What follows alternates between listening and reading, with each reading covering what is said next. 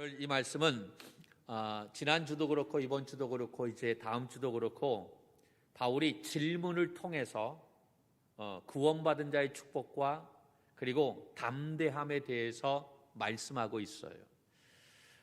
오늘은 세 번째와 네 번째 질문입니다. 지난번에 말씀을 드렸던 것이 바로 첫 번째 질문이고 두 번째 질문이에요. 첫 번째 질문이 바로 무엇입니까? 하나님이 우리를 위하시면 누가 우리를 대적하리요? 대적할 수 없다. 왜? 하나님이 우리를 위하고 있기 때문에. 우리 애들 보면 아빠는 동생만 위해요 라고 그렇게 투정을 부릴 때가 있어요. 자기를 위하지 않는다. 그것이 상처가 되는 거예요. 그런데 여러분, 둘째만 위합니까? 첫째도 위하지. 다 위해. 그걸 몰라.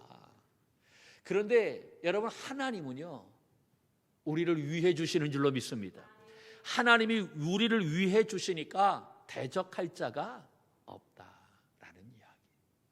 어느 곳에 있든지 우리가 무엇을 하든지 하나님은 우리를 응원해 주시고 우리를 위하신다는 사실을 믿으시기를 바랍니다.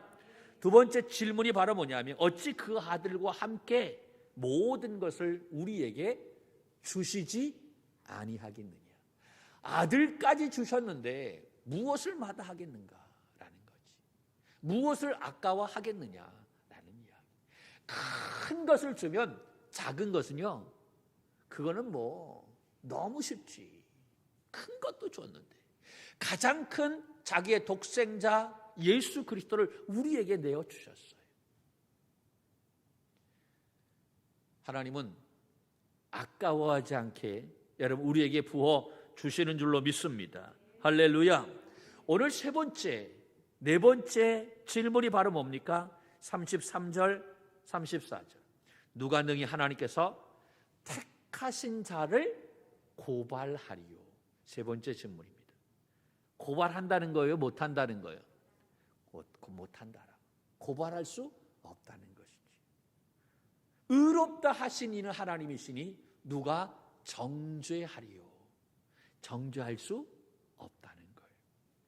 고발하리요? 그리고 네 번째, 정죄하리요? 라는 그러한 질문입니다. 여러분, 하나님은 우리를 사랑하시기 때문에 우리를 선택해 주신 줄로 믿습니다. 하나님이 우리를 택하셨다라는 사실은요, 우리를 많은 사람들 가운데서 구별하여 주셨다라는 이야기. 선택을 받았다라고 하는 것은 내가 구별받았다라고 하는 거예요. 너는 내 것이다 라고 하나님께서 말씀해 주시는 줄로 믿습니다. 수많은 사람들 중에 하나가 아닌 거예요. 하나님은 수많은 사람들 중에서 우리를 특별하게 선택하여 주셔서 너는 내 것이야 라고 그렇게 말씀해 주시는 줄로 믿습니다. 우리는 불특정 다수가 아닌 거예요. 하나님의 부르심을 받은 사람입니다. 하나님의 사랑을 받은 존귀한 자임을 깨달아야 할 줄로 믿습니다. 이렇게 하나님의 선택을 받은 사람, 하나님의 사랑을 받은 사람, 그 사람은 어느 누구도 고발할 수 없다라고 하는 거예요. 고발당하지 않는다라고 하는 거예요. 여러분, 죄인은 고발당합니다. 그렇지요? 죄가 있으면 사람들이 그냥 우리를 놔두지 않아요. 고소장을 써서 제출합니다. 요새 신종어가 하나 나왔는데 코파라치라고, 여러분 아십니까? 돈 벌 수 있는 방법을 제가 가르쳐 드릴게요. 파파라치가 뭡니까? 유명한 그러한 사람들을 쫓아다니면서 그 사람들의 사생활을 찍어가지고 알리는 사람을 파파라치라고 얘기하지요. 그것을 빗대어서 얘기하는데 코파라치라고 얘기합니다. 코로나 시대에 행정명령을 어기는 사람들을 이렇게 보았다가 그 사람들 핸드폰으로 찍어가지고 동영상 찍어서 카톡으로 찍어서 그런 다음에 안전신문고 어플에 올리게 되면 이 사람들이 심사를 해가지고 적게는 10만 원, 많게는 100만 원, 헐, 100만 원까지 벌 수 있는 그러한 거예요. 그런데 참 가슴 아픈 이야기잖아요. 서로 고발해야 되고, 마스크를 썼는지 안 썼는지 눈여겨봤다가 안 쓴 사람 찍어가지고 올리는 거예요. 5인 이상 모이지 말라고 했으니까 5인 이상 모이나 안 모이나 그거 봤다가 모이게 되면 찍어가지고 올리는 거예요. 교회도 지금 좌석의 10%까지 예배를 드리는 거예요. 그 이상 예배를 드리나 안 드리나 몰래 여기 와가지고 또 찍는 사람 있을 것 같아. 할렐루야. 그것을 올려가지고 선정이 되면 10만 원 받는 거예요. 이 어려운 시대에 많으면 100만 원까지 받아요. 그러니까 혈안이 돼가지고 이거 찍으러 다니는 사람이 굉장히 많다라는 사실이죠. 여러분, 죄를 지으면 죄의 법칙에 따라야만 됩니다.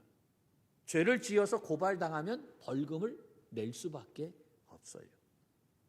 내가 원하는 대로 살아갈 수밖에 없어요. 내가 원하는 대로 살 수가 없어요. 우리 다 마스크 벗고 그렇게 생활하고 싶지. 그런데 그렇게 하면 문제가 되니까, 고발당하니까 마스크 벗지 못하는 거예요. 우리는 죄를 지었으면 그 죄 아래서 죄의 종으로 살 수밖에 없는 거예요. 그런데 이렇게 죄를 지어서 죄의 종으로 살아가는 우리가 하나님의 선택을 받았다라는 이야기예요. 하나님의 선택을 받았다라고 하는 것은 무슨 이야기냐면 우리가 의롭게 되었다라는 이야기죠. 하나님은 의로우신 분이에요. 하나님은 거룩하신 분이에요. 그 거룩하신 분의 선택을 받았다라고 하는 것은요, 우리도 거룩하게 되었다, 의롭게 되었다라는 이야기예요. 할렐루야. 그래서 우리는 죄에서부터 자유함을 얻게 된 줄로 믿습니다. 이렇게 하나님이 우리를 택해 주셨는데 누가 감히 우리를 보고 죄가 있느냐 죄가 없느냐 따질 수 있겠느냐라는 것이죠. 하나님이 우리를 보고 의롭다라고 인정해 주셨는데 누가 우리를 보고 죄인이다라고 공격할 수 있겠느냐라는 거예요.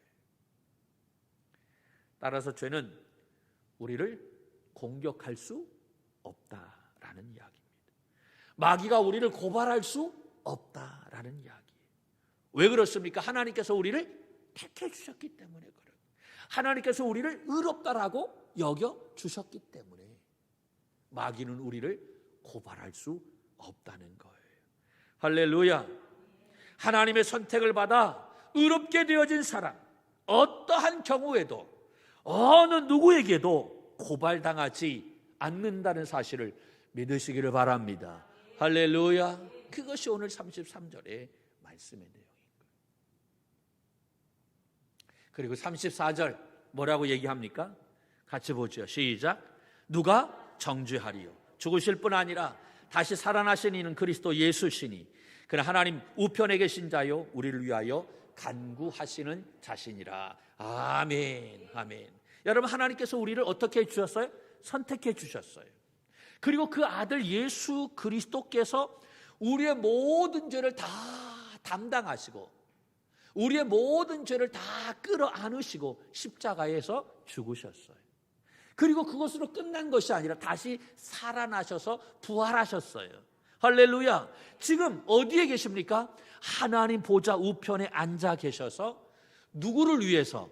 우리를 위해서. 누구를 위해서? 나를 위해서 뭐 하고 계세요? 간구하고 계시다라고 하는. 그런데 이 놀라운 은혜가 우리에게 주어졌는데 누가 나를 정죄하느냐라고 하는 거죠. 누구도 정죄할 수 없다라는 이야기예요. 여러분, 죄에는 능력이 있어요. 가장 대표적인 능력을 두 가지로 꼽는다면 하나는 사망의 능력이고 또 하나는 죄를 고발할 수 있는 능력이에요. 죄의 싹은 뭐라고 얘기합니까? 사망이라고 하는 거지. 그러니까 죄에는 엄청난 능력이 있는 거예요. 죽음으로 이끌어. 그리고 그 죄를 당하게 되면, 죄를 짓게 되면 고발당하게 되어지는 거예요. 고발할 능력이 있다라고 하는. 그래서 우리가 죽게 되고 이 죄로 말미암아 평생토록 그런 괴로운 그런 삶을 살 수밖에 없어요. 죄책감에 빠질 수밖에 없어요. 자꾸 양심이 찔려 나를 고발하니까. 그래서 괴로운 삶을 살게 되어지는 거예요. 그런데 우리가 예수 그리스도 안에 있으면 이 죄의 능력이 사라진다는 사실입니다. 우리가 예수 그리스도 안에 있으면 이 엄청난 죄의 능력이 힘을 발휘하지 못한다라고 하는 거예요. 믿습니까? 여러분, 유대인들이 아주 중요하게 생각하는 개념과 단어가 있어요. 그것이 바로 뭐냐면 의입니다. 뭐라고요? 의.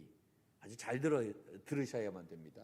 유대인들이 가장 중요하게 생각하는 개념과 단어가 있는데 그것이 뭐다? 의라고 하는 거예요. 의. 그래서 그들은 내가 어떻게 하면 이 의를 얻을 수 있을까? 어떻게 하면 내가 의인이 될 수 있을까? 그들은 항상 이것을 염두에 두고 있는 거예요. 어떻게 하면 내가 의롭게 될 수 있지? 내가 어떻게 하면 의인이 될 수 있지? 그 유대인들에게 있어서 가장 중요한 관심사가 다른 것이 아니라 이 의다라는 이야기. 그러면 질문합니다. 어떻게 하면 의롭게 될 수 있을까요? 어떻게 하면 의인이 될 수 있을까요? 의롭게 될 수 있어요? 성경에서 있다고 합니까? 없다고 합니까? 성경에서 있다라고 이야기합니다. 구약에서는 딱 한 가지 있다라고 이야기하는데 그것이 바로 뭐냐? 율법을 지킴으로 말미암아 의롭게 될 수 있다라고 이야기합니다. 자, 무엇을 지킴으로? 율법을 지킴으로. 그래서 유대인들이 율법 이야기하고 있는 이유가 바로 그거예요. 율법주의자가 된 것이 다른 것이 아니라 그 율법을 지킴으로 말미암아 그들이 의롭다라고 생각하기 때문에 그 율법에 목매어 살고 있는 거예요. 자, 그럼 제가 또 질문합니다. 이 유대인들이 말하는 이 율법을 지키면 정말로 의롭게 될 수 있나요? 없나요? 없어요? 할렐루야. 자, 그럼 성경을 한번 볼까요? 의롭게 될 수 있는지 없는지 여러분이 이 성경을 보고 판단하세요. 자, 화면을 띄울까요? 신명기 6장 25절에 있는 말씀. 굉장히 중요한 말씀입니다. 자, 같이 한번 볼까요? 시작. 우리가 그 명령하신 대로 이 모든 명령을 우리 하나님 여호와 앞에서 삼가 지키면 그것이 곧 우리의 의로움이니라 할지니라. 아멘. 자, 거기에 보면 그 명령하신 대로 이 모든 명령을, 이거 무엇을 이야기하는 거죠? 율법을 이야기하는. 하나님께서 명령하신 법을, 율법을 누구 앞에서 지키면, 하나님 앞에서 지키면, 여호와 하나님 앞에서 삼가 지키면 뭐라고 얘기합니까? 의롭게 된다는 거예요? 안 된다는 거예요? 된다. 그러면 유대인들이 말하는 이 율법을 지키면 정말 의롭게 되나요? 안 되나요? 의롭게 된다라는 이야기입니다. 의롭게 되어져요. 율법을 지키면. 그런데 문제는 바로 뭡니까? 이 율법을 우리가 100% 지키면 의롭게 되는데 문제는 이 율법을 100% 지킬 수 있는 사람이 한 사람도 없다라는 이야기. 율법이 문제가 아니라 그 율법을 지키는 사람이 문제인 것이지. 법이 문제가 아니에요. 사람이 문제인 거예요.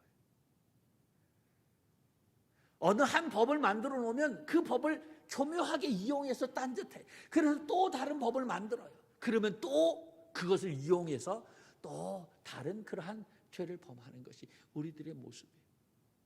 법이 문제가 아니다. 사람이 문제다. 그 법을 사람이 지킬 수가 없다. 완전한 의인이 있나요? 완전한 의인이 없어요. 그럼 완전한 죄인이 있나요? 완전한 죄인도 없어. 여러분, 아무리 그냥 뼛속 깊이 그냥 그렇게 죄가 가득했다 할지라도, 심각한 죄를 가지고 있다 할지라도 자기가 사랑하는 사람은 사랑해요, 안 해요? 사랑하지요. 그래도 그들 마음속에는 조금이라도 뭔가 있는 거야? 선한 마음이 있는 거야. 그러니까 완벽하게 뭐 죄인이다라고 이야기할 수는 없어요. 이 의와 악 그 사이에 있는 거예요. 누구보다 조금 낫고 누구보다 좀 덜하고 이러한 차이가 있는 것이지 아주 전적으로 의인이나 전적으로 죄인이냐, 여러분 그러한 사람은 없어요. 여러분 우리가 율법을 하나도 하나도 남기지 않고 다 지킬 수 있다면 의인이 될 수 있는데, 그런데 그 지킬 수 있는 사람이 하나도 없다는 것이지. 그래서 모든 사람이 그 의를 잃어버리게 되어졌다는 거예요. 내가 의를 지키게 되면 괜찮은데, 율법을 지키면 괜찮은데, 근데 그 율법을 지키지 못함으로 말미암아 그 의를 어떻게 되어졌다? 잃어버리게 되어졌다. 이 의를 잃어버린 상태를 뭐라고 얘기하느냐? 불의라고 얘기하는 거예요. 불의. 잘 들으셔야 돼요. 중요하니까. 시험 볼 거예요. 율법을 완벽하게 지키면 의롭게 되는데, 근데 그 율법을 지킬 수 있는 능력이 우리에게 없다라고 하는. 그래서 그 의를 어떻게 했다? 잃어버렸다. 그 의를 잃어버린 상태를 뭐라고 얘기한다? 불의라고 얘기한다. 그 불의를 다른 말로 얘기하면 죄라고 이야기하는 거예요. 이해가 되시죠? 죄. 자, 문제는 이러한 불의한 사람, 의를 잃어버린 사람, 죄인에게 어떠한 일이 일어나느냐 하면 하나님의 진노가 임한다라고 하는 거예요. 이게 우리가 율법을 지키지 못해서 의를 잃어버리게 되면, 불의하게 되면 죄인이 되는 건데, 그 죄인이 되어질 때 이 하나님의 진노가 우리에게 임하게 되는 거예요. 결국은 하나님의 진노가 임한다라는 그 이야기는 하나님의 의를 어떻게 했다는 이야기예요? 잃어버렸다라고 하는 이야기지. 그러니까 논리적으로 이걸 좀 이야기한다면 하나님의 진노가 우리에게 임하는 것은 하나님의 의를 잃어버렸기 때문인 거예요. 이해가 되시죠? 그렇다고 한다면 이 하나님의 진노를 피하는 방법은 바로 뭡니까? 하나님의 의를 다시 얻는 거예요. 하나님의 의를 다시 얻을 수 있다고 한다면 우리는 하나님의 진노를 피할 수 있는 거예요. 할렐루야. 그렇다면 또 질문, 잃어버린 하나님의 이 의를 우리가 얻을 수 있나요? 없나요? 있어요? 어떻게? 성경은 뭐라고 얘기하고 있습니까? 있다라고 얘기하죠. 그것을 뭐라고 얘기합니까? 믿음이라고 얘기합니다. 잃어버린 의를 찾을 수 있는 방법, 얻을 수 있는 방법이 성경은 있다라고 이야기하는데, 그것이 뭐냐? 바로 믿음. 믿음으로 말미암아 우리가 의롭게 된다라는 이야기. 이것을 특히 로마서에서 말씀하고 있는. 자, 로마서 3장 21절 말씀 볼까요? 힘있게 말씀을 한번 봅니다. 시작. 이제는 율법 외에 하나님의 한 의가 나타났으니 율법과 선지자들에게 증거를 받은 것이라. 아멘. 구약에서는 율법으로 말미암아 의롭게 된다라고 얘기했어. 그런데 그 율법을 지킬 수 있는 사람이 없어. 그래서 다 불의한 사람이 되어집니다. 그러니까 죽을 수밖에 없어. 하나님의 진노로 죽을 수밖에 없는 거예요. 그런데 이 신약에서 뭐라고 얘기합니까? 율법 이외에 또 다른 방법으로 하나님의 의를 얻을 수 있다라고 이야기하고, 여러분 그것이 바로 뭐냐? 답이 32절에 나와 있어요. 32절 볼까요? 같이 힘있게 봅니다. 시작. 곧 그리스도 예수 그리스도를 믿음으로 말미암아 모든 믿는 자에게 미치는 하나님의 의인이 차별이 없느니라. 아멘. 누구를 믿음으로? 예수 그리스도를 믿음으로. 할렐루야. 예수 그리스도를 믿음으로 말미암아 우리가 의롭게 된다. 그런데 그것은 차별이 없다. 남자, 여자, 유대인, 뭐 이방인, 뭐 있는 사람 없는 사람 차별이 없다라고 하는 거예요. 이 로마서는 예수 그리스도를 믿는 믿음으로 말미암아 속량, 다시 말해서 죄사함을 받게 되고, 그래서 의롭게 된다라는 사실을 말씀하고 있는 거예요. 그러면 무엇을 피할 수 있다? 하나님의 진노를 피할 수 있다는 거예요. 이 믿음이 바로 뭐냐? 하나님과 나를, 예수 그리스도와 나를 연합시키는 거예요. 믿음이라고 하는 것은 예수 그리스도가 메시아입니다, 예수가 그리스도이십니다 라고 하는 사실을 믿는 거지요. 그 예수 그리스도를 내 안에 영접하는 거예요. 할렐루야. 영접하는 순간 예수님이 내 안에 쑥 들어오는 거예요. 그러면 예수 그리스도와 내가 연합하는 거예요. 하나가 되는 거예요.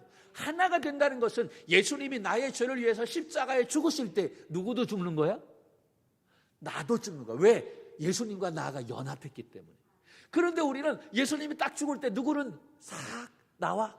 예수님만 죽고 나는 안 죽는 거야. 그러니까 그때는 연합이 깨지는 거예요. 연합한다라고 하는 것은, 하나가 된다라고 하는 것은요, 예수님이 십자가에 죽으실 때 그 순간에 나도 죽는 거예요. 그리고 예수님이 다시 살아나시면 나도 살아나야 되는 거예요. 할렐루야. 이게 맞는 원리다라고 하는 사실이지. 예수님을 믿는다, 그것은 예수님이 내 안에 들어온다, 예수님이 내 안에 들어온다라고 하는 것이 예수님과 내가 연합된다라고 하는 거예요. 할렐루야. 예수님과 내가 연합이 되면 예수님이 십자가에 죽으실 때 나도 죽고, 예수님이 부활하실 때 나도 부활하고, 그럴 때 우리가 진정으로 내가 예수 그리스도 안에 거한다라고 말할 수 있는 거예요. 우리가 예수 그리스도 안에 있으면 우리가 죄를 범해도, 좀 실수를 해도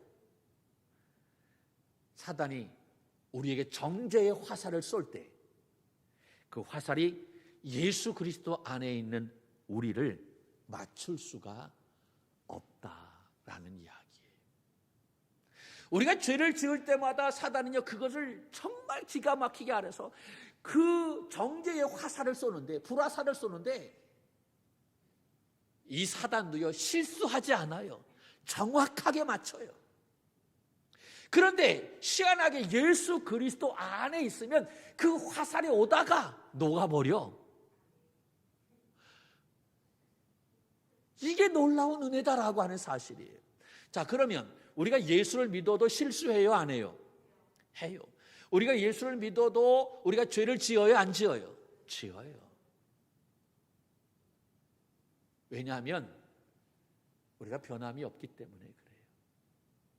이 모든 것을 하시는 분은 하나님이시기 때문에 그래요. 내가 한 것은 아무것도 없어요.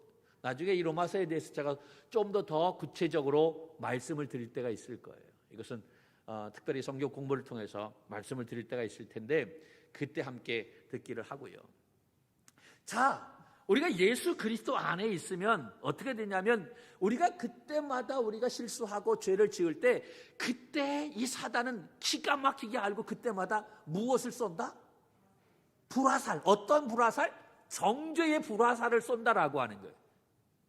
이 사단도 실수하지 않는다라고 하는 거지요. 정확하게 우리를 향해서 정죄의 불화살을 쏘는 거예요. 그런데 그때마다 우리가 예수 그리스도 안에 있어요. 나를 감싸고 있는 예수 그리스도의 보혈의 막을 그 불화살이 뚫어야만 그 안에 있는 나를 맞출 수 있는 거예요. 그런데 아무리 이 정죄의 화살을 쏘아도 그 예수 그리스도의 보혈의 막을 뚫을 수 없다. 그래서 우리가 정죄당하지 않는다라는 이야기. 쉽게 얘기하면, 우리 건물 안에 있는데 저 바깥에서 마귀가 화살을 쏴요. 그럼 우리가 맞아요, 안 맞아요? 안 맞아요. 건물 안에 있기 때문에. 맞는 게 기적이지, 그렇잖아요. 절대로 맞을 수가 없어요. 그래서 예수 그리스도 안에 있는 사람은 정죄함 받지 않는다라는 이야기예요. 그래서 우리가 암송했던 로마서 8장 1절에 뭐라고 얘기합니까? 같이 볼까요? 시작. 그러므로 이제 그리스도 예수 안에 있는 자에게는 결코 뭐라고요? 정죄함이 없나니. 아멘. 아멘이시죠? 결코 정죄함이 없다. 주 안에 있는 나에게 딴 근심이 있으랴. 십자가 밑에 나아가 내 짐을 풀었네. 주님을 찬송하면서 할렐루야